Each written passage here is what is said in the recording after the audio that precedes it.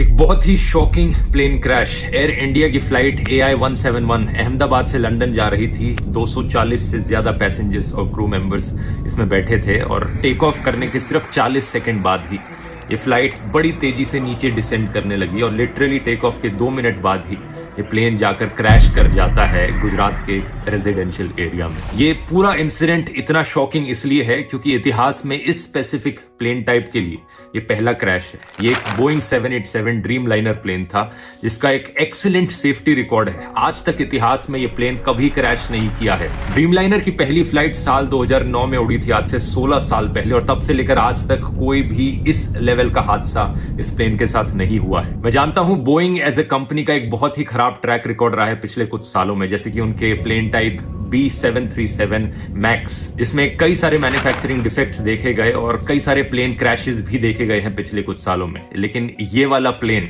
वो नहीं था। इस प्लेन का स्पेसिफिक कोड नंबर VTANB था, जिसे आप इंटरनेट पर जाकर सर्च करोगे तो सारा डेटा मिल जाएगा। ये 11 साल पुराना प्लेन था, कोई ज्यादा पुराना प्लेन नहीं था। ड्रीम लाइनर्स का लाइफ स्पैन 20 से 30 साल तक का होता है। जो पायलट इस प्लेन को उड़ा रहे थे, कैप्टन सुमित सबरवाल, उनका खुद का भी 8200 फ्लाइट आवर्स का फ्लाइट एक्सपीरियंस था, जो कि बहुत अच्छा होता है, तो पायलट भी इनएक्सपीरियंस नहीं थे। अगला सवाल आपके दिमाग में आएगा कि क्या वेदर खराब था? ऐसा भी नहीं था। 1:30 बजे दोपहर के ये क्रैश हुआ। वेदर कंडीशंस अगर देखी जाए तो लगभग 40 डिग्री सेल्सियस के आसपास का तापमान था। कोई ज्यादा तेज हवाएं नहीं चल रही थी। विजिबिलिटी जो थी बहुत ही अच्छी थी, 6 किलोमीटर से ज्यादा की विजिबिलिटी। तो ऐसे में सवाल उठता है कि यहाँ प्रॉब्लम कहां पर हुई। इसका असली जवाब हमें जल्द ही पता लगेगा। अभी प्लेन के ब्लैक बॉक्स से इंफॉर्मेशन को रिट्रीव किया जा रहा है, लेकिन मोस्ट लाइकली ये पूरा हादसा एक बहुत ही भयंकर टेक्निकल फेलियर का लग रहा है। क्या यहां पर कोई इंजन फेलियर हुआ है मेंटेनेंस फेलियर की वजह से? इसका असली जवाब तो हमें तभी पता लगेगा जब ब्लैक बॉक्स को रिट्रीव करके